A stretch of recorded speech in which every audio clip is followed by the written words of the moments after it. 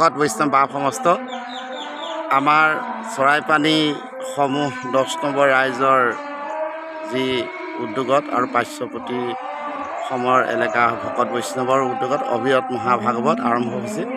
গতিকে ভাগৱতলৈ সমূহ ভকত বৈষ্ণৱক তথা শ্ৰৱণ কীৰ্তন কৰা যিসকল ভকত বৈষ্ণৱ আমাৰ লগত সকলোৱে গম পায়, গতিকে আমাৰ ফালৰ পৰা যি নিমন্ত্ৰণ দিবলৈ থাকি গৈছে, কিন্তু এই ভিডিঅ'টো চাই যাতে আপোনাসৱক এই শ্ৰৱণ কীৰ্তনৰ আভাস আৰু শ্ৰৱণ কীৰ্তন কৰি যাতে আমোদ দিবৰ বাবে বিনম্ৰভাৱে অনুৰোধ জনোৱা হৈছে। গতিকে ইয়াকে কৈ মই নিমন্ত্ৰণী শৰাই আপোনাসৱৰ আগত আগ ধৰিছোঁ।